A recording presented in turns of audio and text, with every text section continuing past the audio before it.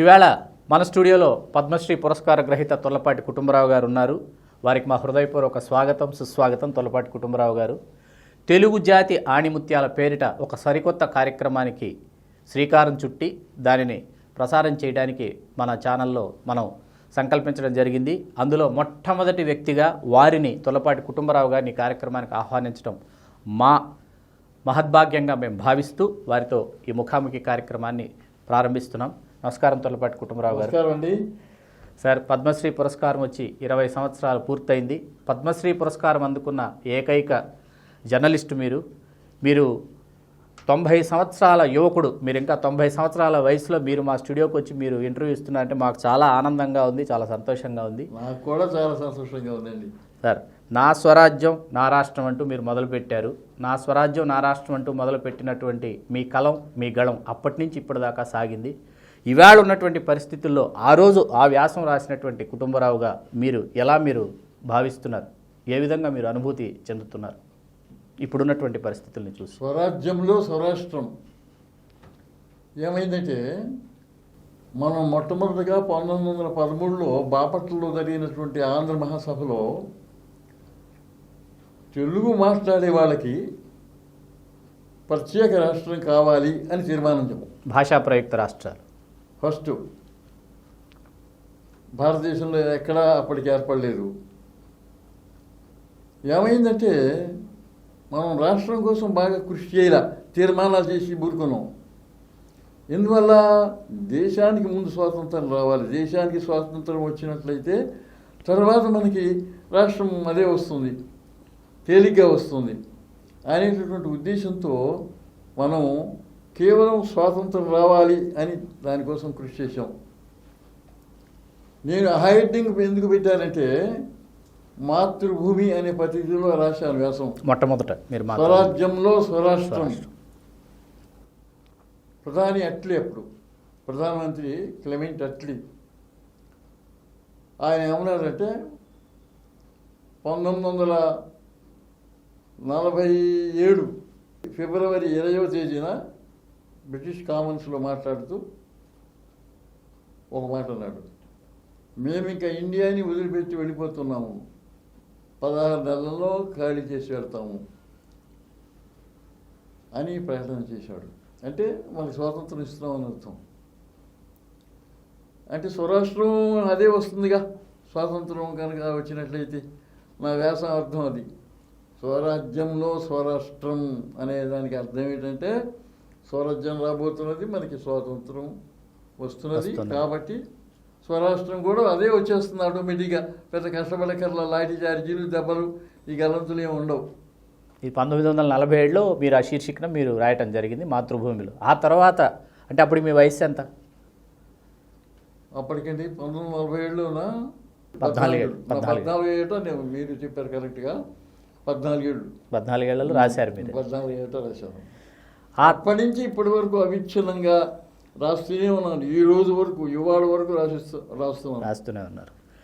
మీ జీవితంలో మీరు ఆ రోజు టంగుటూరు ప్రకాశం పంతులు గారితో మొదలు పెడితే రాజశేఖర రెడ్డి గారి దాకా మీరు అవిచ్ఛిన్నంగా, అవిశ్రాంతంగా అందరు ముఖ్యమంత్రులతో మీ ప్రయాణం కొనసాగింది. కానీ టంగుటూరు ప్రకాశం పంతులు గారితో మీది ప్రత్యేకమైనటువంటి గాఢానుబంధం అని మేము విన్నాం. దాని గురించి మీ మాటల్లో. ఒకనొక దశలో నేను ప్రతిభ అనే పత్రికకి ఎడిటర్గా ఉన్నాను. విజయవాడ నుంచి వచ్చేది అది ప్రతిభ. దాంట్లో ఎక్కువగా ప్రకాశం గారి ఉద్యమాన్ని, ఈ కృష్ణా పెన్నారు ప్రాజెక్ట్ అని వాళ్ళు టెమిలియన్స్ మన నాగార్జున సాగరు, మన నందికొండకి అడ్డం కొట్టి కృష్ణా పెన్నార్ ప్రాజెక్టుకి ఈ నీటిని తీసుకుపోవాలని ప్రయత్నం చేస్తున్నారు టెమిలియన్స్. కృష్ణా జలాల్ని అక్కడికి తరలించుకుపోవాలి, కృష్ణా జలాల్ని. దాన్ని గట్టిగా వ్యతిరేకిస్తూ నేను చాలా వ్యాసాలు రాసేవాడిని. అలాగే ప్రకాశం గారు ఆంధ్ర రాష్ట్రం కావాలని ఆయన ఉద్యమం, దాన్ని బాగా సపోర్ట్ చేసేవాడిని. ఇవన్నీ ఆయన దృష్టికి వెళ్ళాయి. ఆయన ప్రజాపత్రిక అనే పత్రిక పెట్టబోతూ ఆ ప్రజాపత్రికలో నన్ను తీసుకోవాలని కోరారు టంగుటూరి ప్రకాశం గారు. అప్పుడు డాక్టర్ టీవీఎస్ చలపతిరావు గారు విజయవాడ మున్సిపల్ చైర్మన్, ఆ తర్వాత శాసనసభ్యులు కూడా అయ్యారు. శాసనసభ్యులు చేశారు. ఆయనకి బాగా క్లోజు. ప్రకాష్ సింగ్ గారికి పరమ భక్తుడు. టీవీఎస్ చలపతిరావు. శిఖామణి టీవీఎస్ చలపతిరావు గారు.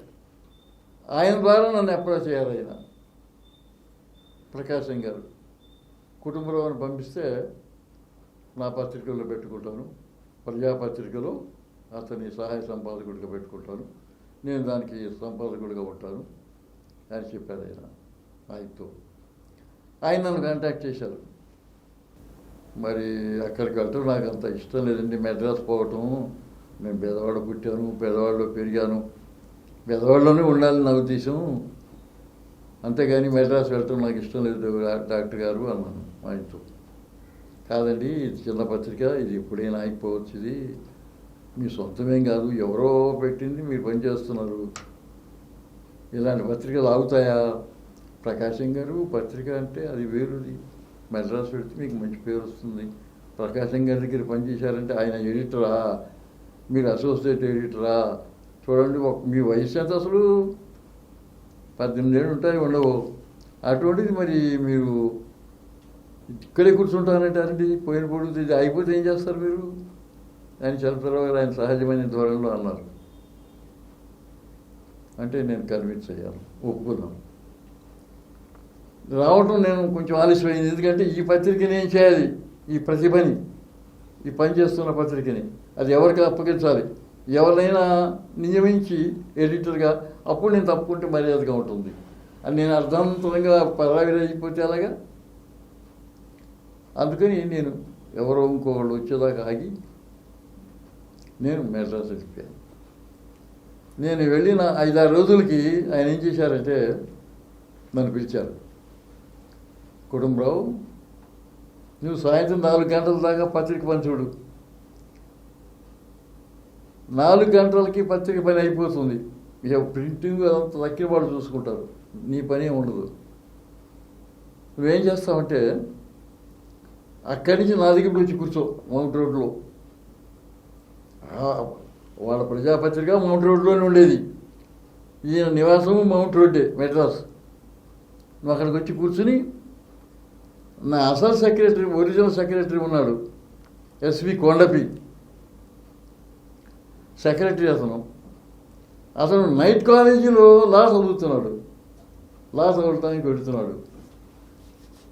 అంచేత నువ్వు ఆ పని కూడా చూడు, నాకు మరి సెక్రటరీ ఉండాలి కదా, 4 గంటల నుంచి నా పని చూడు, 4 గంటలకు వచ్చి అని చెప్పారు. డబల్ వర్క్ అవుతుంది కదా పంతులు గారు అన్న, పంతులు గారు అని పిలిచేవాడు. ఏముండదు, అలా ఉండదు, అలా లేకుండా నేను చూస్తా కదా, నీకెందుకు కావాలంటే పత్రికలో, ప్రజాపత్రికలో నీ పని 1 గంట ముందుగా నేను పంపించేయమంటాను అవసరమైన రోజున, అంచేత నువ్వు భయపడిపోకు, దంకపోకు అన్నారు.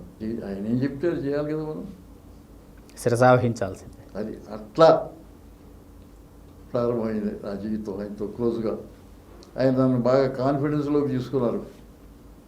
చివరికి ఏమైందంటే ఆంధ్ర రాష్ట్రం వస్తున్నది, ఈయన ముఖ్యమంత్రి అయిపోతున్నాడు ప్రకాశం గారు, కర్నూలు వెళ్ళిపోతాడు, ఈ పత్రిక మూసేస్తున్నారు.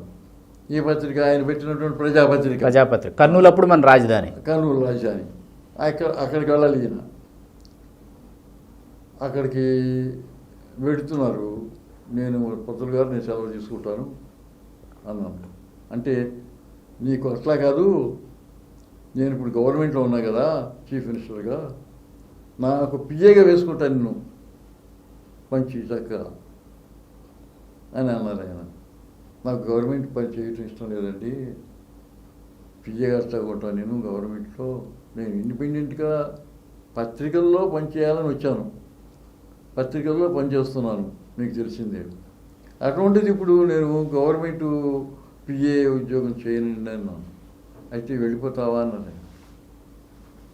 అవునండి అన్న, నాకు కళ్ళంబడి నీళ్ళు తిరిగినాయి, ఆయనకి కళ్ళంబడి నీళ్ళు తిరిగినాయి, వెళ్ళిపోతానంటే. ఎందుకంటే అంత ఆప్యాయంగా తీసుకొచ్చాడు నన్ను. దాదాపు 1953 జనవరిలో మెడ్రాస్ వెళ్ళాను. అక్టోబర్ 1న ఆంధ్ర రాష్ట్రం వస్తున్నది. అంటే 9 నెలలు మెడ్రాస్లో ఆయనతో కలిసి పనిచేశాను. 9 నెలలు. 10వ నెలలో ఆంధ్ర రాష్ట్రం వచ్చింది. ఈయన అక్కడికి వెళ్ళిపోయారు కర్నూలు. అట్లా ఆ రకంగా జరిగింది. నేను వెళ్ళటం ఆయనకి ఇష్టం లేదు, కానీ తప్పదు సార్, నా జీవితం అంతా పత్రికల్లోనే గడుపుదాం అనుకున్నాను నేను, అంతేగాని ప్రభుత్వ ఉద్యోగాలు అవి చేద్దాం అనుకోలేదు. నేను దానికి వ్యతిరేకం అండి. మీరు ఉన్నప్పుడేమో మీరు బాగా చూస్తారు, మీ తర్వాత ఇంకొక ఆయన ఎవరో వస్తాడు, ఆయన మీలాగా చూస్తాడని నమ్మకం ఏముంది? ఓ ప్రభుత్వ ఉద్యోగమే చేయకూడదని నిర్ణయించుకున్నారు మీరు? ప్రభుత్వ ఉద్యోగం అప్పటి ఎప్పుడు చేయలే నేను. అది అగెనిస్ట్ గవర్నమెంట్ ఉద్యోగానికి. నేను పాత్రికేయుడనే కానీ వడదలుచుకున్నాను, పత్రికా సంపాదకుడు కానీ వడదలుచుకున్నాను అని చెప్పాను. ప్రజాపత్రికతో మొదలైంది, ప్రకాశం పంతులు గారితో మీ అనుబంధం అలా కొనసాగింది. స్వరాజ్యంలో స్వరాష్ట్రం అని మీరు ఆ రోజు ఆ శీర్షిక పెట్టారు. కర్నూలుని రాజధానిగా చూశారు, ఆ తర్వాత హైదరాబాద్ని రాజధానిగా చూశారు, ఆ తర్వాత అమరావతి అన్నారు, ఇప్పుడు 3 రాజధానులు అంటున్నారు. ఇన్ని దశలు, ఇన్ని రాష్ట్రాలు, ఇన్ని రాజధానులు, అసలు మీకు ఒక సీనియర్ సిటిజన్గా మీకు అసలు ఏమనిపిస్తుంది? మీరు ఏమనుకుంటున్నారు? ఇదంతా వెరితనంగా ఉందండి. ఎందుకంటే రాజధానిని నిర్మించారు, అమరావతి అని పేరు పెట్టారు, దాదాపు అంతా ఫంక్షన్ జరుగుతున్నది, ఏ రకమైన లోటు లేకుండా ఫంక్షన్ జరుగుతుంది. హైకోర్టు పెట్టారు, అక్కడ అసెంబ్లీ బిల్డింగ్స్ కట్టారు, మంత్రుల నివాస భవనాలు ఏర్పాటు చేసుకున్నారు, ఎమ్మెల్యేస్ క్వార్టర్స్, అసెంబ్లీ బిల్డింగ్స్ అన్నీ ఏర్పడ్డాయి. ఇప్పుడు మళ్ళీ రెడ్డెచ్చి మొదలాడు అని స్వామి చెప్పినట్టుగా, సామెత అండి, నేను కొత్తగా అంటున్నాను, ఎవరిని అంటలేదు, అది సామెత ఉంది, దేనికైనా ఉపయోగిస్తారు. అది రెడ్డొచ్చి మొదలాడన్నట్టుగా 3 ముక్కలు చేసి, విశాఖలో ఒక ముక్క, కర్నూలులో ఒక ముక్క, ఈ గుంటూరు జిల్లా అమరావతిలో ఒక ముక్క, 3 ముక్కలు చేస్తామంటే ఎక్కడన్నా జరుగుతుంది. ఇది ఎప్పుడో ఇంకొక కొత్త విశేషం చెప్తున్నాను, చాలా ఆసక్తికరమైంది. దక్షిణాఫ్రికా వాళ్ళు ఇట్లాగే పిచ్చలో పడి 110 సంవత్సరాల క్రితం 3 ముక్కల రాజధాని ఏర్పాటు చేశారు. వీళ్ళు 3 ముక్కలు ఆట అన్నట్టుగా ఆ రాజధాని ఏర్పాటు చేసుకుని ఇప్పటికీ వాళ్ళకి బుద్ధి వచ్చింది. ఇవి 3 ముక్కలు ఏమిటి లేనిపోయింది, బాగలేదు, అక్కడ ఒక ముక్క, ఇక్కడ ముక్క, ఇక్కడ ముక్క. ఈ మనిషికి 2 కాళ్ళు ఉంటాయి, ఇక్కడ ఒక కాలు వేస్తాడు, అక్కడ ఒక కాలు వేస్తాడు, కానీ మూడో కాలు ఎక్కడ వేస్తాడు? 3 కాలు లేదుగా అసలు, అనవసరం అది అని ఇప్పుడు మార్పుదామని చూసుకుంటున్నారు వాళ్ళు. చూడండి, వాళ్ళని చూసైనా మనం బుద్ధి చెప్పుకోవాలి అని నేను చెప్తున్నాను. సరే, అది మీ అభిప్రాయం, చాలా విలువైనటువంటి అభిప్రాయం, వెలకట్టలేనటువంటి అభిప్రాయం. సార్, తర్వాత 1947లో మార్చిలో మీరు పాత్రికేయుడిగా మీ జీవితాన్ని మొదలుపెట్టి, ఆ తర్వాత టంగుటూరు ప్రకాశం పంతులు గారి దగ్గరికి వెళ్ళి, ఆ తర్వాత కాలంలో మీరు నార్ల వెంకటేశ్వరరావు గారి ప్రభావానికి మీరు బాగా లోనయ్యారు. చాలా ఇంటర్వ్యూస్లో మీరు చెప్పారు. లేకపోతే నేను లేనండి. నేను అసలు జర్నలిజం అనేది నేర్చుకునేది ఆయన దగ్గరే, ఆంధ్రప్రభలో కూడా కాదు.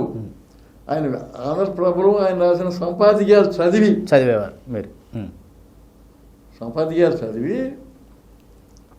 నేను కూడా ఇట్లా రాయాలి సంపాదకీయాలు, నేను కూడా ఇట్లా రాయాలి వ్యాసాలు అని నా ఉద్దేశం.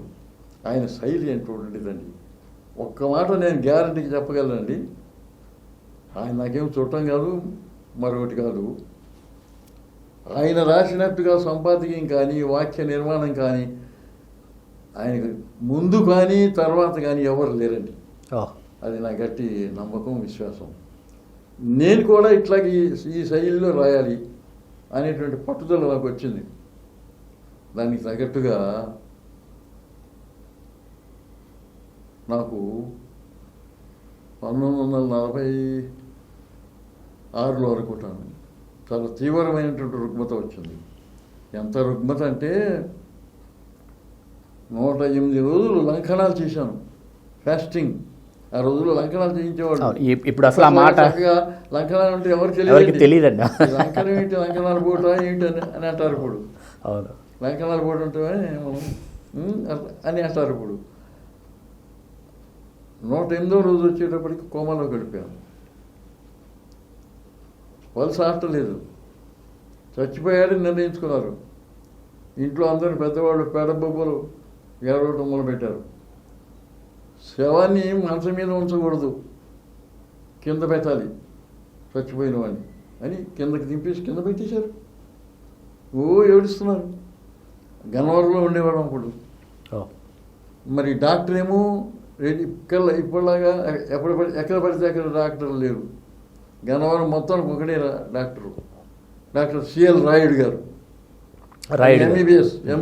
అప్పటికి ఆయనే డాక్టర్. చిలకపాటి లక్ష్మారాయుడు గారు, అప్పటికి ఆయన ఒక్కడే డాక్టర్. ఆయన పిలవాలన్నారు. పిలవటానికి ఏముంటాయి, సైకిల్ కూడా సరిగ్గా లేవు. ఎవరో కూడా ఇంకో సైకిల్ తీసుకుని పరిగెత్తుకెళ్ళారు. డాక్టర్ గారు ఇట్లా ఉందండి పరిస్థితి అని. ఆయన కూడా కార్లు గీర్లు ఏం లేవు, జట్కా బండిలో వచ్చేవాడు. వెంటనే జట్కా బండి వేసుకుని వచ్చాడండి. నా కిందే ఉంది నా బాడీ, శవం కింద లెక్క, ఎక్కడో కనుమూపులు ఉందేమో వచ్చాడు, చూశాడు. స్టిల్ అదే వండి అన్నాడు. అప్పుడు వీళ్ళకి ప్రాణం లేచి వచ్చేదిట. నాకు తెలియదుగా, చెప్తే తర్వాత. సరే, డిజిటాలిస్ అనేటువంటి ఒక ఇంజక్షన్ ఇచ్చాడు ఆయన. స్మెల్లింగ్ సాల్ట్ వాసన చూపెట్టాడు. వీటితో కొంచెం కదిలేనండి. కొంచెం సేపు ఉన్న తర్వాత ఇంకా బాగా కదలటం మొదలుపెట్టాను.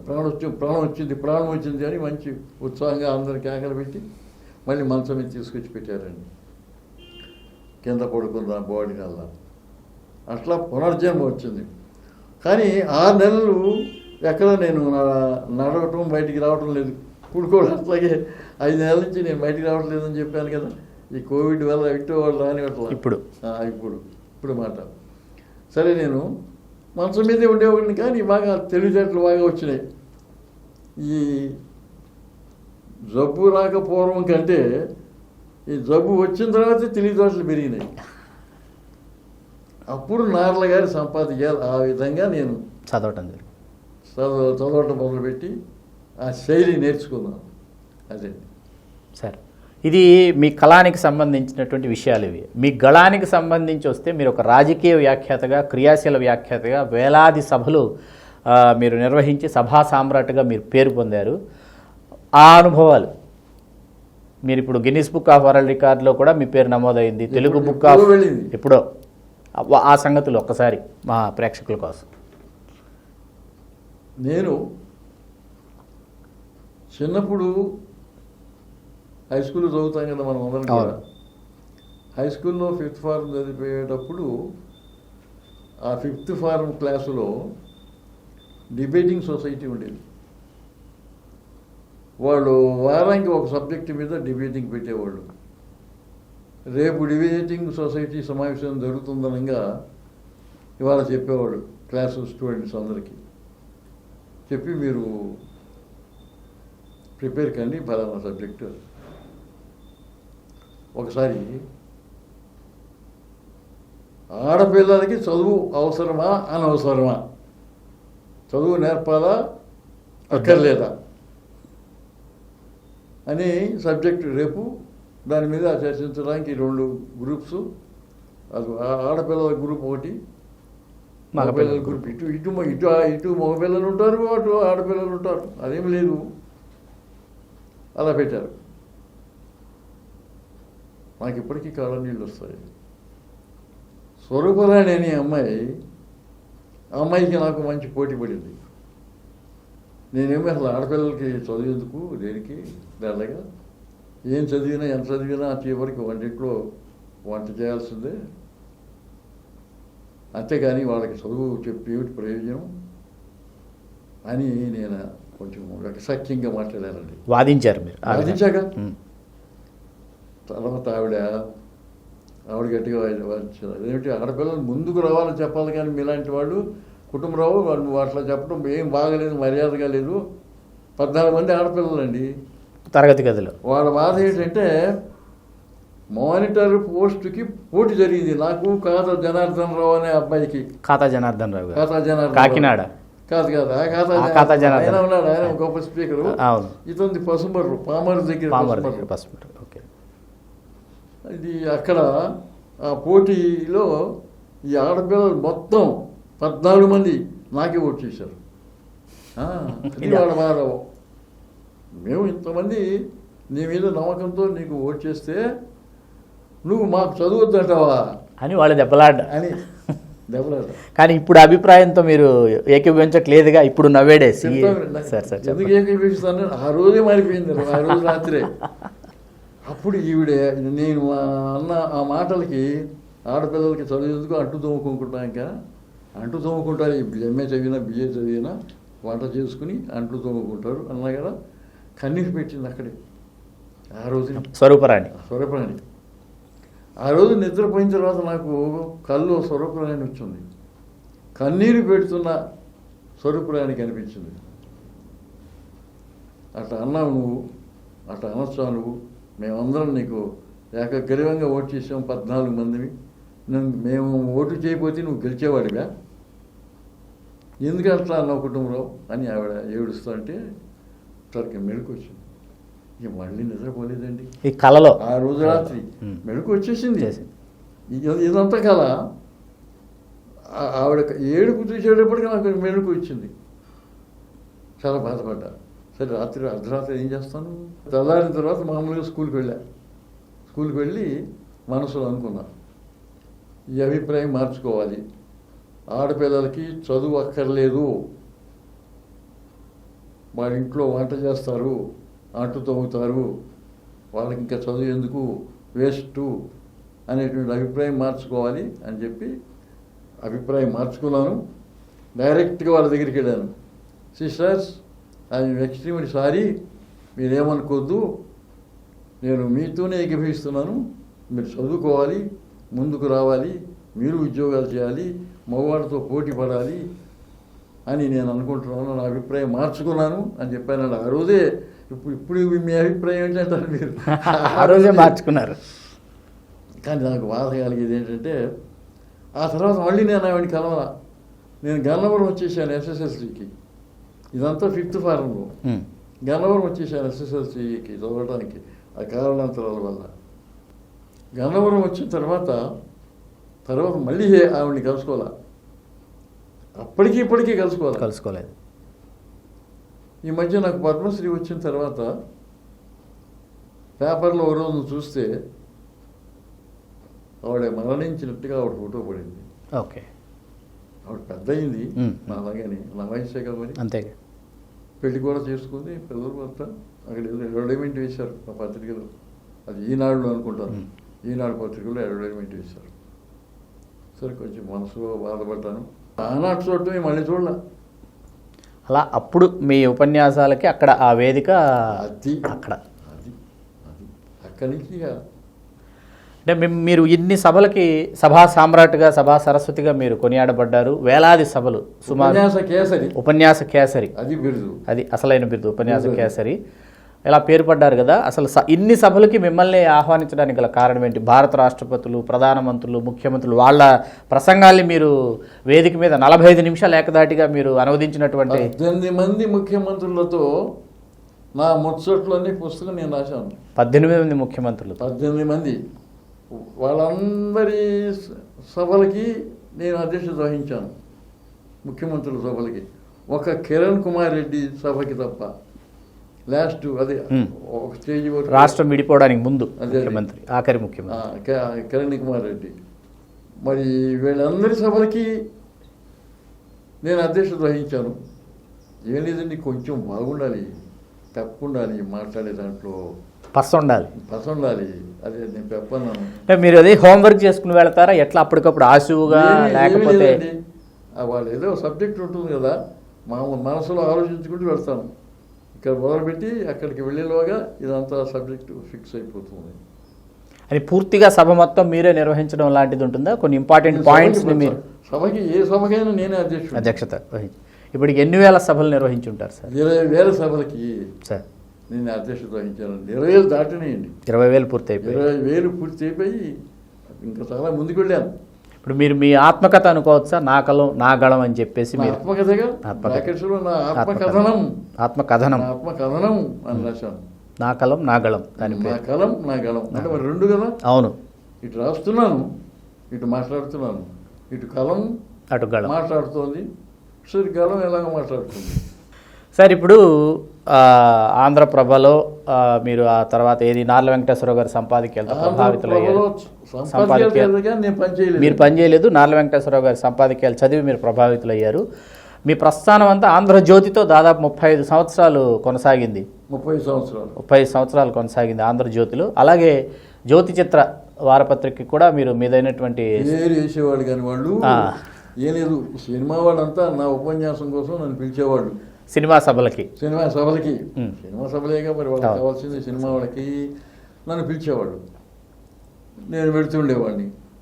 అంచేత మా వాళ్ళు ఏం చేశారంటే ఆంధ్రజ్యోతి మేనేజ్మెంటు ఈయనకి సినిమా వాడితో బాగా పరిచయాలు ఉన్నాయి. జ్యోతి చిత్రం మీద ఈయన పేరు కనుక వేయించినట్లయితే ఎడిటర్గా బాగుంటుంది, వాడు బాగా కొంటారు.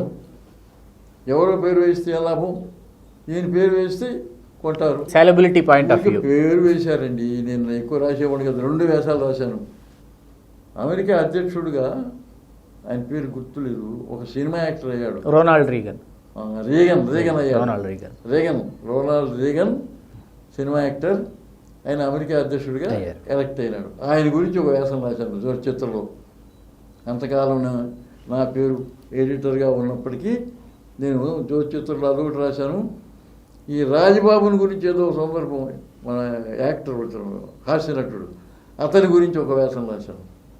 అదేండి 2 వ్యాసాలు రాశాను. 2 వ్యాసాలు రాసినప్పటికీ సినిమా వాళ్ళతో మీదైనటువంటి ప్రయాణం చాలా గమ్మత్తైనటువంటి ప్రయాణం. సినిమా సభలతో కానీ, సినిమా నటీనటులతో కానీ. తర్వాత కూడా సార్ జ్యోతి చిత్రం నుంచి నా పేరు తీసివేసినా కూడా, నేను మానివేసినా కూడా, సినిమా సభ ఎక్కడ జరిగినా పెద్దవాళ్ళు నన్ను పిలిచేవాడు అధ్యక్షుడిగా, మిమ్మల్ని పిలిచేవారు. అసలు సూపర్ స్టార్ కృష్ణ గారు అయితే మీరు లేకుండా అసలు ఏ సభ కూడా ఆయన విజయవాడ పరిసర ప్రాంతాల్లో ఆయన అసలు అంగీకరించేవారు. ఆయన కొడుకు Mahesh Babu, prince Mahesh Babu. Sir super star Krishna గారితో మీది అరుదైనటువంటి అనుబంధం. అసలు మీరు లేకుండా ఆయన కృష్ణా జిల్లాలో కానీ, గుంటూరులో కానీ ఏ కార్యక్రమం అయినా తీసుకువెళ్ళాడు. కృష్ణ గారు మద్రాసు సత్యదినోత్సవ వేడుకకి తీసుకెళ్ళాడు సార్. ఆ సభకి నేను అధ్యక్షుడిని. దానికి ఎలాంటి వాళ్ళు వచ్చారు, రజనీకాంత్ ఇట్లాంటి వాళ్ళంతా వచ్చారండి దానికి సార్. ఇది కృష్ణ గారితో మీ అనుబంధం అందరికీ తెలిసిందే, జగద్విఖ్యాతమైందే. మీరు నాగేశ్వరరావు గారికి నట సామ్రాట్ బిరుదు ఇచ్చింది మీరే అన్న విషయం చాలామందికి ఇప్పుడు ఈ తరం వాళ్ళకి అసలు తెలియదు సార్. ఆ సంగతులు దయచేసి మా ప్రేక్షకుల కోసం. ఏమి లేదు సార్, అక్కినేని నాగేశ్వరరావు గారు సినీ రంగంలో ప్రవేశించి ఆయన 60 సినిమాల్లో నటించిన సందర్భం ఎప్పుడంటే 1957 ఆగస్టుకి 60 సినిమాల్లో నటించాడు ఆయన. అంచేత ఆయనకి పెద్ద బ్రహ్మాండంగా మెడ్రాసులో సన్మానం చేశారు. 4 రాష్ట్రాల ముఖ్యమంత్రులు వచ్చారు ఆ కార్యక్రమానికి. కర్ణాటక ముఖ్యమంత్రి ఎస్ నిజలింగప్ప, తమిళనాడు ముఖ్యమంత్రి కామరాజ్ నాడార్, ఆంధ్రప్రదేశ్ ముఖ్యమంత్రి నీలం సంజీవ్ రెడ్డి గారు, ఇలా వచ్చారు. 4 వచ్చారు. మరి అసలు ఆయన వెళ్ళింది సినీ ఫీల్డ్కి ఇక్కడి నుంచి వెళ్ళాడు, విజయవాడ నుంచి వెళ్ళాడు. కృష్ణా జిల్లా, ఆయన కృష్ణా జిల్లా వాడు. మరి అక్కడ మెడ్రాసులో అంతా ప్రమాణంగా జరిగితే 4 ముఖ్యమంత్రులను తీసుకొచ్చి మనం ఎందుకు చేయకూడదు అని ఇక్కడ మారుతి టాకీస్ బెనర్జీ గారు, గట్టి పట్టుదల ఉన్నవాడు, పోతిన బెనర్జీ గారు, శ్రీనివాసరావు గారు నా అబ్బాయి కూడా తెలుసు. శ్రీనివాసరావు గారు, పోతిన శ్రీనివాసరావు గారు, పోతిన గణపతిరావు గారు ఏమో ఆయన విజయవాడ మున్సిపల్ చైర్మన్ చేశాడు. శ్రీనివాసరావు గారు అన్నగారు. అయితే ఇద్దరు ఎవరు పెద్దని చెప్పలేదు ఖచ్చితంగా. ఈయనకి చేద్దాము, ఈయనకి మనం సినీ జీవితం సృష్టి చేద్దాము, 60 సినిమాలు పూర్తయినాయి, 60 సినిమాలు కాబట్టి అని నిర్ణయించుకుని ఒక ఆహార సంఘాన్ని ఏర్పాటు చేశారు. అప్పటికి నేను ప్రజాసేవ అనే పత్రికకి నేను ఎడిటర్ని. 1957లో ఇక్కడ విజయవాడలో, 1957 ఆగస్టులో. అయితే అందులో నన్ను ఒక మెంబర్గా వేసుకున్నారు. ఎందుకంటే నేను కూడా పత్రికా సంపాదకుడిని కాబట్టి నేను ఉంటే బాగుంటుందని. ఏమైంది, నాగేశ్వరరావు గారికి ఏమేమి చేయాలి, సన్మానం అంటే మనం ఏం చేయాలి, ఎవరో కొంతమంది బాగా ఇన్ని పట్టుబట్టలు, ఇన్ని సన్మాన పత్రాలు ఇవ్వాలి, పూల కిరీటాలు ఇలాంటివన్నీ ఇవ్వాలంటే నేనేమన్నానంటే ఇది ఎప్పటికీ అవన్నీ మాడిపోతాయండి, మీరు ఎంత గొప్ప పూలదండ ఆయన మెడలో వేసినా రేపు తెల్లారేపటికి అది వాడిపోతుంది, మీరు శాలువాలు ఎన్ని కప్పినా ఆయన ఎవరికీ ఇస్తాడు కానీ అవి దాచుకుని రోజు శాలువాలు కప్పుకొని తిరుగుతాడు ఆయన మన తెలుగు పండితుడా కాదు కదా, అలా కదా, ఆయనకు ఒక బిరుదు ఇవ్వాలి. మారుతి టాకీస్ బెనర్జీ గారు కొంచెం వెటకారంగా మాట్లాడతాడు. ఏంటండి బిరుదులను భుజకీర్తులు ఏంటండి, బిరుదులను భుజకీర్తులు ఇస్తారు ఆయనకి, అవి ఎందుకండి అన్నాడు. అవే ఇవ్వాలండి, ఈ బట్టలు ఉంటాయా, పూల దండలు ఉంటాయా, ఇవి వాడిపోతాయి, అవేమో మాడిపోతాయి, అది లాభం లేదు, ఉపయోగం లేదు. ఒక టైటిల్ ఇస్తే, ఒక బిరుదు ఇస్తే అది ఎంతకాలమైనా ఉంటుంది, అట్లాగే అది శాశ్వత కీర్తి, అంతే కదా మరి అన్నారు. అంటే ఆయన వెటకారంగా మాట్లాడాడు బెనర్జీ. డాక్టర్ ఎన్ సత్యనారాయణ గారిని డాక్టర్ గారు ఉండేవాడు ఇక్కడ. ఆయన ఏమన్నాడంటే నో కుటుంబరావు గారు చెప్పిందే కరెక్టు, కుటుంబరావు గారు చెప్పిందే కరెక్టు. ఎందుకంటే బిరుదు అయితే శాశ్వతంగా ఉంటుంది, చిరకీర్తి బిరుదు, చిరకీర్తి. అంతేదా బిరుదు ఇవ్వాల్సిందే అని ఆయన సపోర్ట్ చేశాడు నన్ను. అయితే అప్పుడు బెనర్జీ ఓడిపోయిన మొహం పెట్టి, అయితే కుటుంబరావు నువ్వు చెప్పవయ్యా ఏం బిరుదు ఇస్తే బాగుంటుందో అని అన్నాడు. అంటే నేను లోపల రెడీగా పెట్టి కూర్చున్నాను, నట సామ్రాట్ అన్నాను. అందరు సపోర్ట్ కొట్టారు. అంటే అంత బాగుంది అనమాట నట సామ్రాట్. సామ్రాట్ అంటే చెప్పడానికి లేదు, ఏకగ్రీవ ఆమోదం, ఏకగ్రీవ ఆమోదం, ఇంకా ఎవరు మాట్లాడరు. అది ఇవ్వటం కూడా చాలా తమాషాగా జరిగింది. ముందేమో గాంధీజీ మున్సిపల్ హై స్కూల్ ప్రాంగణంలో అక్కినేని నాగేశ్వరరావు గారి షష్ఠి పూర్తి, అదే సినీ జీవిత షష్ఠి పూర్తి 60 సినిమాలు పూర్తి మహోత్సవం జరపాలని నిర్ణయించారు. ఫంక్షన్ జరుగుతుండగానే గాలివాన వచ్చింది. ఫంక్షన్ ఒక పక్కన జరుగుతుంది. పెదవాడ గోపాల్ రెడ్డి గారు చీఫ్ గెస్ట్, బెనర్జీ గారు మారుతి టాకీసు ఆయన గారు సభాధ్యక్షుడు, నేను ఒక స్పీకర్ని. నన్నే చదవమన్నారు. ఏమిటి సన్మాన పత్రం, నేనే మరి చదవాలి, ప్రపోజ్ చేశాను కాబట్టి. మొదలు పెట్టానో లేదో వర్షం అండి, వర్షం మామూలు వర్షమా, తుఫాన్ లాంటి వర్షం. ఎక్కడ వాడడం అక్కడ పారిపోయి, ఎక్కడ చోటు దొరికితే అక్కడ తలదాచుకున్నాం. ఏదో హోటల్ ఉంది, ఆ హోటల్లోకి వెళ్ళాను నేను హోటల్లోకి వెళ్ళి తలదాచుకున్నాను. అక్కడే ఏదో హోటల్ ఉండేది ఆ రోజుల్లో. ఏనాటి మాట 1957 అయిపోయిందండి. వర్షం వెలిసిందండి. దబాటు వాన ఎప్పుడు ఉండదు, అదే పనిగా పీకుడు వానలాగా ఉండదు, అది ఆశీస్సులాగా వచ్చింది ఆ వర్షం. దబ పడి అయిపోయింది. ఆ రోజు రాత్రి ఎస్కేపిబిబి హిందూ హై స్కూల్ ప్రాంగణంలో పెద్ద షామియానా వేసి వీళ్ళందరికీ భోజనాలు, ఇక్కడ పెదవాడ గోపాల్ రెడ్డి గారు, అక్కినేని నాగేశ్వరరావు గారు, ఆ ఫంక్షన్కి వచ్చినటువంటి సినీ జనం అందరికీ అక్కడ భోజనం పెట్టారు. భోజనం పెడితే అక్కడ కరెంట్ పోయిందిగా. సరే గోపాల్ రెడ్డి గారు ఏమన్నారంటే, కుటుంబరావు నువ్వు చదువు, సన్మాన పత్రం రాసింది నేనే, నాకే ఇచ్చారు. ఎందుకంటే మరి ఆ బిరుదు ఇచ్చింది నేను కదా మీరే, కాబట్టి నాకు ఒక ఐడియా ఉంటుంది, అంచేత నువ్వు చదువు సన్మాన పత్రాన్ని అని చెప్పారండి. నేను మొదలుపెట్టానండి. నేను మొదలుపెట్టేటప్పటికి మళ్ళీ లైట్ పోయిందండి, కరెంట్ పోయిందండి. ఏమని చెప్పాలో అర్థం కావట్లేదు. రెండోసారి కరెంట్ పోయింది, మొదటిసారి పోయింది, రెండోసారి కరెంట్ పోయింది. సరే గోపాల్ రెడ్డి గారు ఏమన్నారంటే, పెదవాడ గోపాల్ రెడ్డి గారు మనకి ముఖ్యమంత్రిగా చేశారు, కేంద్రంలో మంత్రి చేశాడు, సమాచార శాఖ మంత్రి చేశాడు. ఆయన ఏమన్నారంటే, కుటుంబరావు అది రాసింది కాబట్టి అందులో ఏం రాసింది నీకు బాగా అర్థమవుతుంది, అంచేత నువ్వు చదువుతున్నట్టు నటించు, దాంట్లో ఏముందో అదే నువ్వు చెప్పు అని అన్నారు ఆయన. నేను చూసి చదువుతున్నట్టే నటిస్తూ చదివానండి. అందరు చప్పట్లు కొట్టారు. మొత్తం మీద నా గోపాల్ రెడ్డి గారితో తెప్పించాం. అది నేను ఇస్తే బాగుంటుంది, కుర్రాడి కదా, నేను మరీ చిన్న పిల్లవాడు. బెజవాడ గోపాల్ రెడ్డి గారి చేత బెజవాడ గోపాల్ రెడ్డి గారి చేత తెప్పించాం. సార్ నాగేశ్వరరావు గారికి నట సామ్రాట్ బిరుదు ఇచ్చారు, విజయవాడకు తీసుకొచ్చి గజారోహణం కూడా చేయించారని చెప్పి, గజారోహణం కూడా చేయించారని మనకు తెలుసు. మరి రామారావు గారు ఫీల్ అవ్వలేదా? రామారావు గారు మరి కృష్ణా జిల్లా విజయవాడ వాసే కదా, ఆయన కూడా చాలా కాలం కోపంగా ఉండేది. ఎన్టీఆర్ గారు కోపంగా ఉండేది. ఓ నా సభకి రావడం అంటే ఆయనకి కోపం. ఆయన సభ నేను రాను, ఆయన సభకి నేను ఎందుకు రావాలి అనేవాడు. ఆ తర్వాత మీరు కాంప్రమైజ్ అయ్యారని తెలిసింది సార్. ఆ ఇన్సిడెంట్ ఎప్పుడు జరిగింది, ఎక్కడ జరిగింది? అది నెల్లూరులో జరిగింది. అది ఓ, అది ఎలా జరిగింది సార్? ఆ ఇన్సిడెంట్ ఒకసారి చెప్పండి మా ప్రేక్షకుల కోసం. నెల్లూరులో ఏంటంటే అది కూడా చాలా ఇంట్రెస్ట్. ఎందుకంటే అంత వాళ్ళు శిఖర సమానులైనటువంటి వాళ్ళు అలా వాళ్ళు అలిగినా కూడా ఆ తర్వాత వాళ్ళ సంయమనంతో కలిసిపోయేటటువంటి మనస్తత్వాలు ఇప్పుడు నెల్లూరులో ప్రేక్షకులకు తెలియడానికి. మాగుడు సుబ్రహ్మరెడ్డి గారు పేరు వినుంటారు. తెలుసు. చనిపోయారు పాపం. లేరు. ఆయన్ని పాపం చంపి మాజీ ఎంపీ. మాజీ ఎంపీ. చాలా దురదృష్టం సార్. కృష్ణ, కావేరి, కళ్యాణి థియేటర్స్ నెల్లూరులో 3 థియేటర్స్ని కట్టాడు ఆయన. ఆ థియేటర్ల ప్రారంభోత్సవానికి ఎన్టీఆర్ని పిలిచాడు ప్రారంభోత్సవానికి.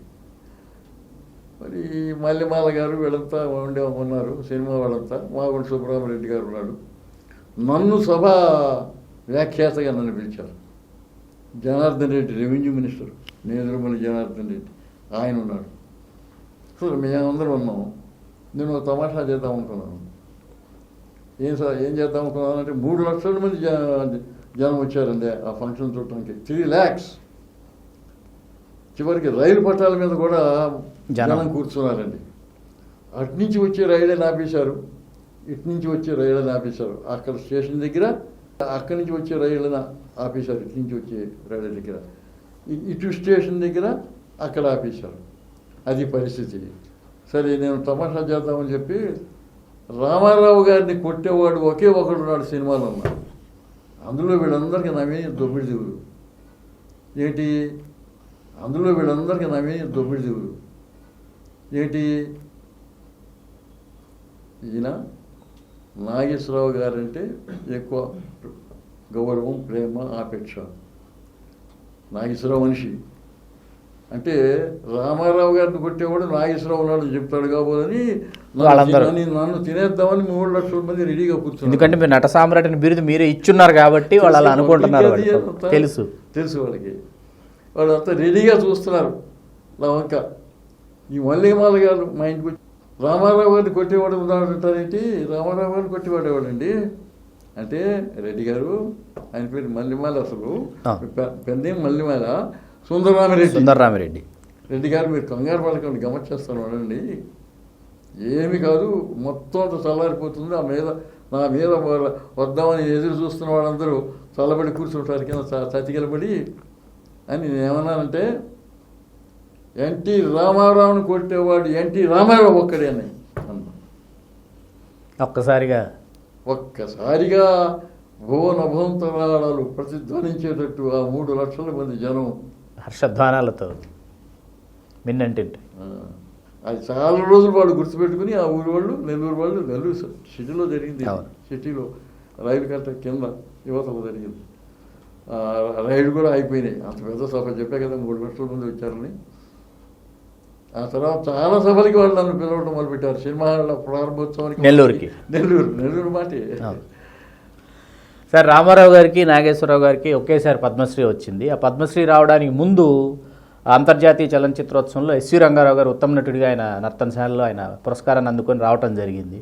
ఏంటి ఈ యాక్టర్స్ మధ్య ఉన్నటువంటి డిఫరెన్సెస్ ఏంటి అసలు వాళ్ళ మధ్య ఉన్నటువంటి ఈగో క్లాషెస్ ఏంటి? వాటి మీద మీరు ఏదైనా పుస్తక రూపంలో మీరు ఏదో పుస్తకం రాశారండి? సార్ ఆ 4 మహా నటీనటులతో నా పరిచయాలు సంథింగ్ అలాంటి హెడ్డింగ్ పెయింటింగ్ రాశాను. బుక్లెట్ ఒక 10 పేజీలు ఉంటుంది మొత్తం.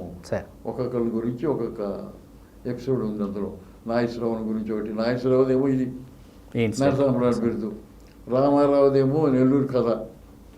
అలాగే ఎస్వి రంగారావుది కూడా ఒక కథ ఉంది.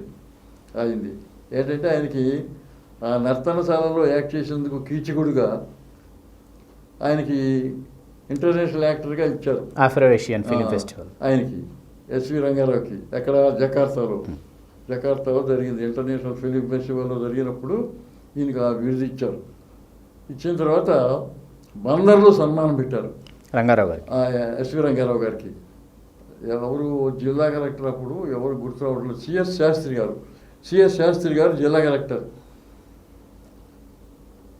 ఆయన భార్య ఏమో స్పీకర్, మంచి స్పీకరు, మణి శాస్త్రి గారు ఆవిడ పేరు. ఆవిడ మంచి స్పీకరు. ఈయనేమో చీఫ్ గెస్ట్ జిల్లా కలెక్టర్గా, నేను సభాధ్యక్షుడిని. సన్మానితుడేమో ఎస్వి రంగారావు గారు. సరే నేను మాట్లాడుతూ ఏమన్నానంటే ఈయనకి తప్పనిసరిగా ఈసారి పద్మశ్రీ అవార్డు రావాలి, ఈయనకి వస్తుంది, తప్పకుండా వస్తుంది. చాలా దుర్మార్గం రాకపోవటం. జకార్తాలో ఆయన ఇంటర్నేషనల్ యాక్టర్గా ఆయన అక్కడ ఎలక్ట్ చేశారు వాళ్ళు, విదేశం వాళ్ళు. ప్రపంచ స్థాయిలోనే ఆయనకి అంతటి బహుమతి వచ్చింది. మళ్ళీ ఇప్పటిదాకా ఏ ఇండియన్ యాక్టర్కి ఆ గౌరవం దక్కలేదు సార్. దక్కలేదు, ఇప్పటిదాకా దక్కలేదు. అటువంటిది మరి ఆయనకి ఈసారి తప్పనిసరిగా పద్మశ్రీ కానీ పద్మభూషణ్ కానీ ఇవ్వాల్సిందే ఎస్వి రంగారావు గారికి అని నేను అన్నాను. తర్వాత ఆయన స్పీచ్, రంగారావు గారి నేను మరి సభాధ్యక్షుడు కాబట్టి ముందు సభాధ్యక్షుడి ఉపన్యాసం అయిపోతుంది. రంగారావు గారు సన్మానితుడు కాబట్టి ఆయన లాస్ట్ సన్మానం అయిన తర్వాత సమానం చెప్తాడు. తొర్రపాటి గారు ఇట్లా అన్నాడు, నాకు పద్మశ్రీ అవార్డు కానీ పద్మభూషణ్ అవార్డు కానీ రావాలని నాకు ఏం అక్కర్లేదు అన్నాడు. పెద్ద గొంతు కదా, ఒక 6 అడుగుల మనిషి. నాకు ఏది ఇచ్చిన విసిరేస్తాను అన్నాడు. ఆయనకి ఎంత కోపం. ఈ మరి 3 ఎపిసోడ్స్ కదా, ఈ 3 ఎపిసోడ్స్ రాశాను. సావిత్రి ఎపిసోడ్, అదొక ఎపిసోడ్. సావిత్రి అభినవ సావిత్రిని మీరు ఈ మధ్య మహానటిలో నటించిన కీర్తి సురేష్ని మీరే అభివర్ణించడం జరిగింది. అసలు సావిత్రి, మహానటి సావిత్రి గారితో మీకున్నటువంటి అనుబంధం ఏంటి అసలు? చిన్నప్పటి నుంచి ఉంది. ఆవిడ ఇక్కడ పెరిగింది, ఊళ్ళో పెరిగింది, బెజవాళ్ళు పెరిగింది. ముందు నర్తకి నాట్యాలు చేసేది. మన రామ్మోహన్ లైబ్రరీలో అక్కడ ఆవిడ నాట్యాలు చేసేది. నేను అప్పటికే పత్రికా సంపాదకుడు, వారపత్రికా సంపాదకుడిని. బహుశా ప్రతిభకో దేనికో, ప్రజాసేవకో దేనికో ఒకదానికి పాతకుడు. వాళ్ళకి ఆ మీటింగ్స్కి వెళ్ళి, ఆ నృత్య ప్రదర్శనలకు వెళ్ళి నేను రిపోర్ట్ చేసేవాడిని, రాసేవాడిని. మా ఆవిడ కూడా కళాకారిణి. వాళ్ళిద్దరు కలిసి వేసిన సందర్భాలు నృత్య ప్రదర్శనలు. అట్లా పరిచయం ఏర్పడింది. అంతకంటే పెద్ద పరిచయం ఏం లేదనుకోండి. కాకపోతే ఒకసారి నెల్లూరు ఆవిడికి జమినీ గణేశానికి సన్మానం పెట్టాం, నెల్లూరులో పెట్టాం. ఇంకా చాలామంది యాక్టర్లు పిలిచాం. వీళ్ళిద్దరికి ఊరు బయట వేరే పరిచయం ఒక హోటల్లో పెట్టాం నెల్లూరులో. నెల్లూరులో మంచి హోటల్స్ ఉన్నాయి, విజయవాడ కంటే మంచి హోటల్స్ ఉన్నాయి నెల్లూరులో.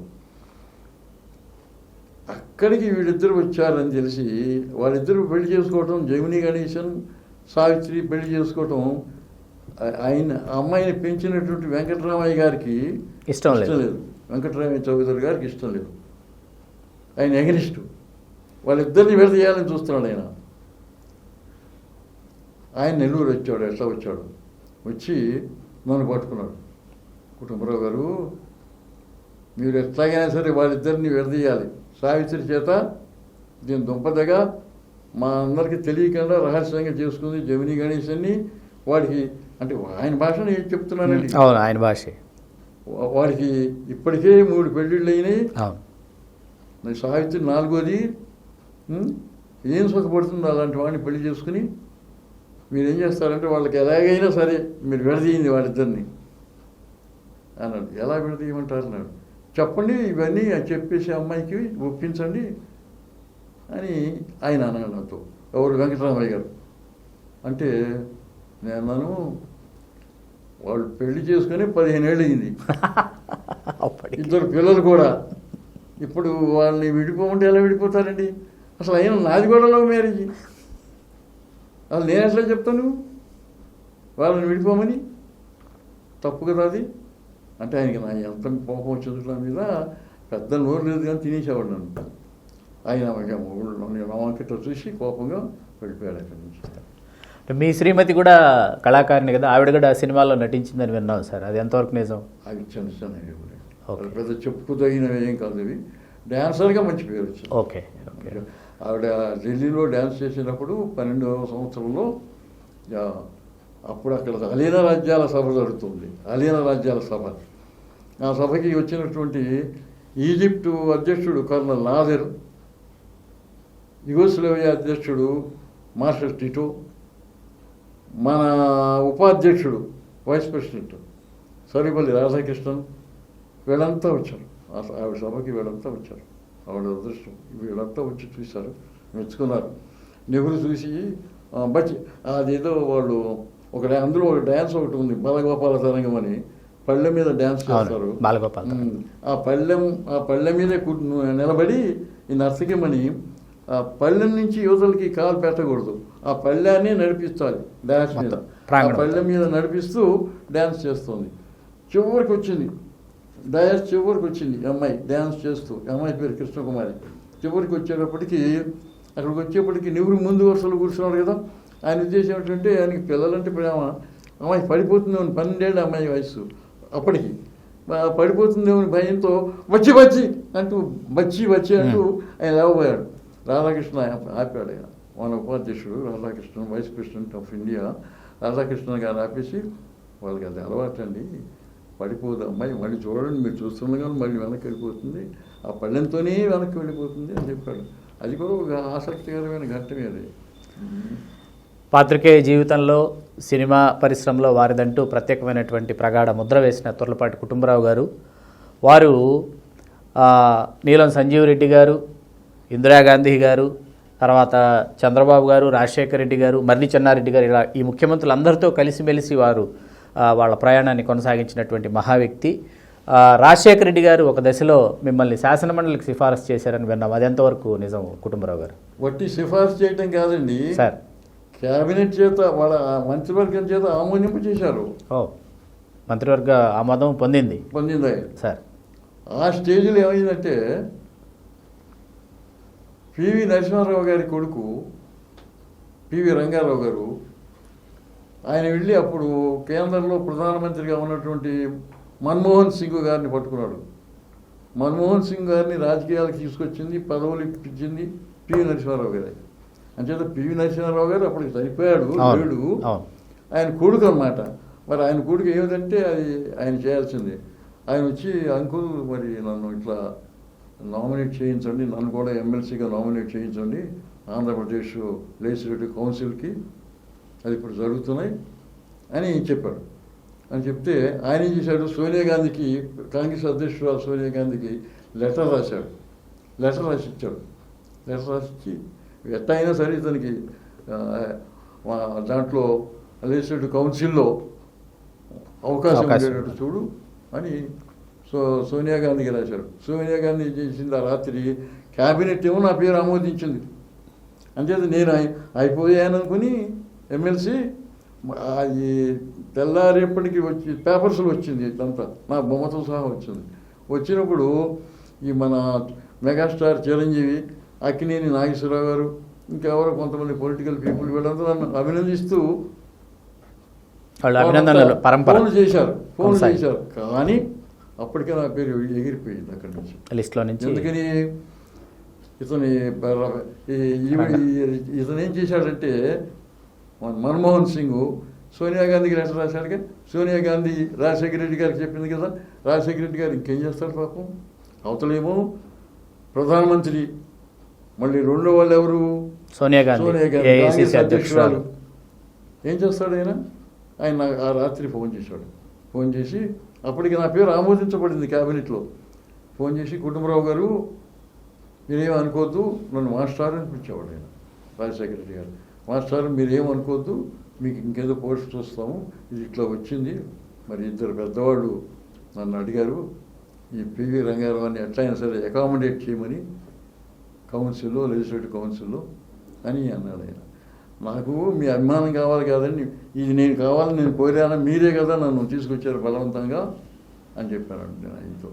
అది జరిగింది సార్. మీ జీవితంలో మీరు పొట్టి శ్రీరాములు గారి ఆమరణ నిరాహార దీక్షను కూడా రికార్డ్ చేసినటువంటి జర్నలిస్ట్కి ఒక అరుదైనటువంటి రికార్డు మీ పేరిటే ఇప్పటికీ నమోదై ఉంది. ఒక్కసారి ఆ పూర్వాపరాలు మా ప్రేక్షకుల కోసం తెలియజేస్తారా? ఎందుకంటే ఈవేళ ఇందాక మనం మాట్లాడుకున్నాం, రాష్ట్రం ఇన్ని 3 రాజధానులు అయిపోయినటువంటి నేపథ్యంలో భాషాపై ప్రయుక్త రాష్ట్రాల గురించి ఆ రోజు ఏర్పడినటువంటి ఆమరణ నిరాహార దీక్ష, వాళ్ళు చేసినటువంటి త్యాగాలకు అర్థం లేకుండా పోతుంది కదా, దాని గురించి ఒక స్వాతంత్ర సమరయోధుడిగా, ఒక సీనియర్ జర్నలిస్ట్గా. 1952 సార్ డిసెంబర్, అది 1952 డిసెంబర్ అంటే పొట్టి శ్రీరాములు గారు నిరాహార దీక్ష చేస్తున్నారు, ఆంధ్ర రాష్ట్రం కావాలి, రాష్ట్రం వెంటనే నిర్మించాలి అని. అప్పటికి ఇంకొక 1 వారం రోజుల్లో ఆయన వెళ్ళిపోతాడు ఈ ప్రపంచం వదిలిపెట్టి. అప్పటికే చావు బతుకుల్లో ఉన్నాడు ఆల్మోస్ట్. అంటే నేను ఆయనతో పెద్దగా ఏమీ మాట్లాడలేదు, కానీ నేను దగ్గరికి వెళ్ళి నిలబడ్డాను కొంచెం దూరంగా. ఈ టంగుటూరి ప్రకాశం గారు, మోతి నారాయణరావు గారు, బులి స్వామిమూర్తి గారు వీళ్ళంతా వచ్చి జవహర్లాల్ నెహ్రూ టెలిగ్రామ్ పంపించాడు, మిమ్మల్ని విరమించుకోమన్నాడు, ఆంధ్ర రాష్ట్రాన్ని ఇచ్చే విషయం పరిశీలిస్తామన్నాడు, మీరు వెంటనే విరమించుకుంటే మంచిదండి శ్రీరాములు గారు అని వీళ్ళు చెప్పారు. వీళ్ళు చెప్తే ఆయన ఏమన్నారంటే, మాట రావటం నూటముడి ఏమొస్తుందండి, మనం ఒక పూట ఆనందం పోతే 103 మాట్లాడి, అలాంటిది ఆయన అప్పటికే 50 రోజు 51 రోజు. ఆయన ఏమన్నాడంటే, ఆంధ్ర రాష్ట్రం ఇస్తామని లేదా, ఆంధ్ర రాష్ట్రం ఇస్తామని లేదా అని అడిగారు. ప్రశ్నించారు. అంటే పరిశీలిస్తామని అన్నారు, పరిశీలిస్తామన్నారా అని అడిగి పడుకున్నాడు గోడ. మంచం అక్కడ గోడకి ఆనుకుంటూ వేశారు. నేను ఇదంతా చూస్తూనే ఉన్నాను. నాకు అంతకంటే ఆయనతో పెద్ద పరిచయం లేదు. అంత పూర్వం మంచి సమ్మర్లో మన ఊరు ఇచ్చాడు, సర్వోదయ మన ఆశ్రమానికి వచ్చాడు. ఇక్కడ నాస్తిక్ కేంద్రం, నాస్తిక్ కేంద్రంలో సర్వోదయ సభలకి మహాసభలు వచ్చినప్పుడు దానికి వచ్చాడు. అప్పుడు ఒకసారి కలిశాను, మాట్లాడాను. అంతకంటే నాకు ఆయనతో పెద్ద పరిచయం ఏం లేదు. ఈ సంఘటనలన్నీ నాకు తెలుసు. డాక్టర్ సమరం గారి మాటల్లో చెప్పాల్సి వస్తే, తుర్లపాటి కుటుంబరావు గారి చరిత్రే తెలుగువారి చరిత్ర. అలా తెలుగువారి చరిత్రలో మీరు ఎన్నో ఉద్యమాలకి మీరు ప్రత్యక్ష సాక్షి.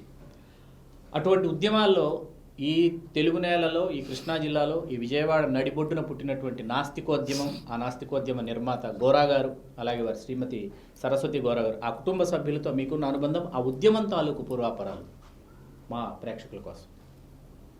నాకు ఒకటి బాగా గుర్తు. మామూలుగా గ్రహణం టైంలో గర్భవతులైనటువంటి స్త్రీలు వాళ్ళు కనుక కదిలినా మెదిలినా, ముక్కు గోకారనుకోండి, ముక్కు దురద పెట్టి ఆ పుట్టబోయే బిడ్డకి ముక్కు త్వరగా పుడుతుంది అని అంటారు మన వాళ్ళు.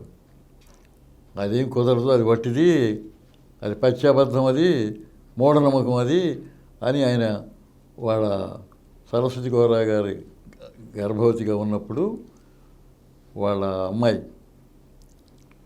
ఆవిడ ఆ టైంలో ఆవిడని కదిలించేటట్టు చూశారు. మన వాళ్ళు ఏం చేస్తారంటే మామూలుగా గప్చిప్పుగా పడుకోమంటారు, కదలొద్దు మెదలొద్దు అంటారు. ఆ గ్రహణం టైంలో కదలొద్దు మెదలొద్దు గప్చిప్పుగా పడుకోమంటారు. ఇదేం లేదు, మామూలుగా పని పాట చేయించారు. పుట్టిన బిడ్డ చక్కగా బంగారంలాగా ఉంది. దాంతో చాలామందికి ఆశ్చర్యం కలిగింది. ఏమిటి ఇట్లా చేశారు, మనం ఇంతకాలంగా మూఢ నమ్మకంతో ఉన్నామా అని చాలామంది ఆలోచించారు. ఇప్పుడు పోయింది, అది లేదు. అలా ఆయన మహనీయుడు. ఆయన నేను చాలా మీటింగ్స్లో మాట్లాడాం. ఆయన షష్ఠపూర్తికి రైస్ మిల్లర్స్ అసోసియేషన్ హాల్లో ఆయన షష్ఠపూర్తి జరిగింది. ఆ రోజున నేను ఒక స్పీకర్ని. ఎప్పుడది 1960 ఐ థింక్. ఏం డాక్టర్ గారు, 1960. తర్వాత మేమిద్దరం మంగళగిరి వెళ్ళాం ఒక సభలో పాల్గొనడానికి. ఇరువురు. ఈ ధరలు బాగా పెరిగిపోతున్నాయి, ఈ బియ్యం ధరలు, ఈ వడ్ల ధరలు, ఇలాంటివి కూరగాయల ధరలు పెరుగుతున్నాయి, ఇవి తగ్గించాలని చెప్పడానికి మీ ఇద్దరం అనుకోకుండా వెళ్ళాం ఇద్దరం కలిసి. అలా ఆయన నేను కలిసి చేశాము. వీళ్ళు నా పెళ్ళికి వచ్చారు. గోరా గారు, సరస్వతి గోరా గారు. వాడు అంత పెద్దవాళ్ళు కాదు, సమరం గారు. విజయం గారు ఉన్నారా, లేకపోతే లవణం గారు వచ్చి ఉంటారు. లవణం గారు రాలా. చాలాసార్లు లవణం గారికి నాకు ఈ విషయం వచ్చేది. నీ రాలేదండి అని అనేవారు ఆయన. సమరం గారు వచ్చారు. సమరం గారు వచ్చారు. సైకిల్ తొక్కుకుంటూ, పైగా అది అడవి, దావాజీ కూడా నీకు బాగా గుర్తు. అనుభవాలు, అనుభూతులు అన్నీ వింటుంటే ఒక్కసారిగా మనం ఆ రోజుల్లోకి వెళ్ళిపోతున్నటువంటి ఆ భావన కలుగుతుంది. వారి చరిత్రలోని వ్యక్తి, ఆ చరిత్రలోని వ్యక్తి, వార్తల్లోని వ్యక్తి అని చెప్పేసి ఒక శీర్షికని 6 దశాబ్దాల పైబడి అంటే 60 సంవత్సరాలు ఏకధాటిగా నిర్వహించారు ఆ ఇప్పటికీ సిద్ధాంత రాస్తున్నానండి. ఇప్పటికీ ఈ వార్తా దినపత్రికలో రాస్తున్నాను. వార్తల్లోని వ్యక్తి ఆ శీర్షిక పేరు ఆంధ్రజ్యోతి దినపత్రికలో 35 ఏళ్ళు రాశాను. 35 సంవత్సరాలు 35. అది మధ్యలో ఆగిపోయింది. అప్పుడు వార్తా దినపత్రిక సంగీసి వాళ్ళు అడిగారు నన్ను, మీరు మా దాంట్లో రాయండి, ఆంధ్రజ్యోతిలో బాగా పాపులర్ అయ్యింది అంటే ఇప్పటికీ ఈ రోజుకి రాస్తున్నాను నేను. రేపు సోమవారం నాడు, ప్రతి సోమవారం వస్తుంది అది. రేపు సోమవారం నాడు రామ్ గోపాల్ వర్మ సినిమా డైరెక్టర్, విచిత్రమైన డైరెక్టర్, కాంట్రవర్షియల్ డైరెక్టర్. మనం కాంట్రవర్షియల్ రాసామంటే మన మీదకి వస్తాడు. అందుకని కాంట్రవర్షియల్ రాసే నేను వాడిని కొట్టేసి ఏదో పెట్టాను 2 మాట. నా జోలికి రాగండి అతను, అలాంటి వాడు అతను రామ్ గోపాల్ వర్మ. ఈ ఊళ్ళోనే పుట్టాడు, విజయవాడ. ఇక్కడ ఇంజనీరింగ్ కాలేజీలో చదివాడు, సిద్ధార్థ ఇంజనీరింగ్. సరే, మీరు మీ పాత్రికేయ జీవితంలో మీరు చూసినటువంటి విలువలు వేరు, ఇప్పుడున్నటువంటి పరిస్థితులు వేరు. ఇప్పుడు చాలామంది అభిప్రాయం కులాలుగా, ప్రాంతాలుగా, పార్టీలుగా జర్నలిజం విడిపోయిందనే మాట బాగా వినిపిస్తోంది. ఇది ఎంతవరకు నిజం అంటారు? మీరు ఈ అభిప్రాయంతో ఏకీభవిస్తారా? నేను ఏకీభవిస్తానండి. సార్, ఏకీభవిస్తాను. ఇప్పుడు పరిస్థితి ఏం బాగలేదు, అప్పట్లాగా లేదు. అంత కులాల కురుక్షేత్రం అన్నట్టు అంత కులాలుగా అయింది. అంటే కులరహిత సమాజం కోసం, కుల నిర్మూలన కోసం చాలామంది మహామహనీయులు కృషి ఉన్నారు. ఏం చెప్పం, ఎంత వాళ్ళు కృషి చేసినా, ఎంత బాధలు పడ్డా వాళ్ళు ఏం ప్రయోజనం కనిపిస్తుందా, పెరిగిపోతుంది నానాటికి. చూస్తున్నాం కదా మన పేపర్స్లో, వాటి జోలికి వెళ్ళకుండా ఉంటే మంచిది. మనలాంటి వాళ్ళం. మన ఆంధ్రదేశ రాజకీయ చరిత్రలో వారిది ఒక ప్రత్యేకమైనటువంటి అధ్యాయం. అటు పాత్రికేయుడిగా తన కలంబలం చూపించారు, అలాగే వ్యాఖ్యాతగా, రాజకీయ క్రియాశీల వ్యాఖ్యాతగా తన గళబలం కూడా చూపించినటువంటి వ్యక్తి, ప్రయోక్త, సభాధ్యక్షులు. 10,000 సభలకి ఆయన అధ్యక్షత వహిస్తే గిన్నిస్ బుక్ ఆఫ్ వరల్డ్ రికార్డ్స్లో 15,000 సభలకి అధ్యక్షత వహించిన తర్వాత ఆయన world book of records, Telugu book of records 20,000 సభలకి అధ్యక్షత వహించిన తర్వాత ఇప్పటికి 20,000 సభలకు అధ్యక్షత వహించినటువంటి మహా వ్యక్తి తుర్లపాటి కుటుంబరావు గారు.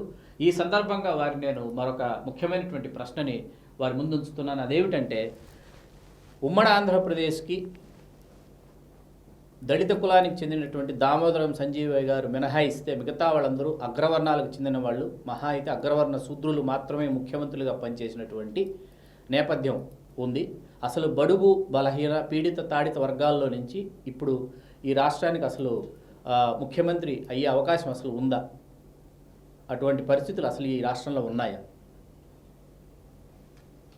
అది చెప్పలేము. మన భవిష్యత్తులో ఏం జరుగుతుంది అని చెప్పడం కష్టం. అది అంటే తృతీయ ప్రత్యామ్నాయానికి అవకాశం ఉందని మీరు అనుకుంటున్నారా? ఎందుకంటే ఆనాడు కాంగ్రెస్ పార్టీ సుదీర్ఘకాలం పరిపాలించిన తర్వాత రామారావు గారి నాయకత్వంలో తెలుగుదేశం పార్టీ, ఆ తర్వాత కాంగ్రెస్ పార్టీలో నుంచి దాన్ని తెలుగు నేల మీద లేకుండా చేస్తూ వైకాపా అధ్యక్షుడు జగన్మోహన్ రెడ్డి గారు ఇవాళ ముఖ్యమంత్రిగా ఆయన పనిచేస్తున్నటువంటి పరిస్థితులు, ఉమ్మడి ఆంధ్రప్రదేశ్కి సుదీర్ఘకాలం చంద్రబాబు నాయుడు గారు ముఖ్యమంత్రిగా పనిచేసినటువంటి పరిస్థితులు. ఈ నేపథ్యంలో తృతీయ ప్రత్యామ్నాయానికి అవకాశం ఉందని మీరు అనుకుంటున్నారా?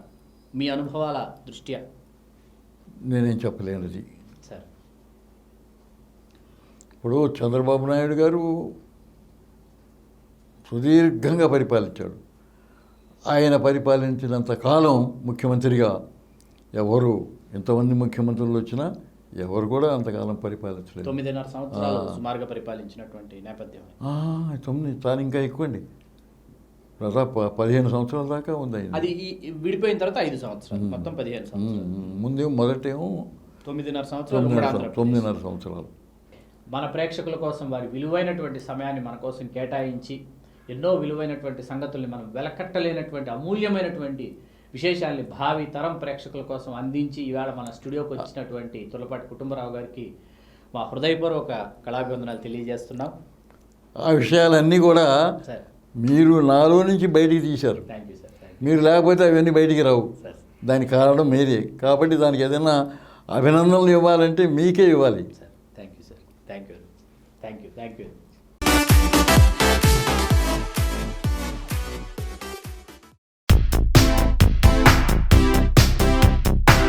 మీరు చూసిన ఇటువంటి మరిన్ని వీడియోల కోసం డాక్టర్ సమరం సోషల్ సైన్స్ ఛానల్ ప్రగతికి సబ్స్క్రైబ్ చేయండి. మరిన్ని కొత్త వీడియోల కోసం మా ఛానల్కి సబ్స్క్రైబ్ చేయండి. క్రింద ఉన్న బెల్ ఐకాన్ని యాక్టివేట్ చేయండి.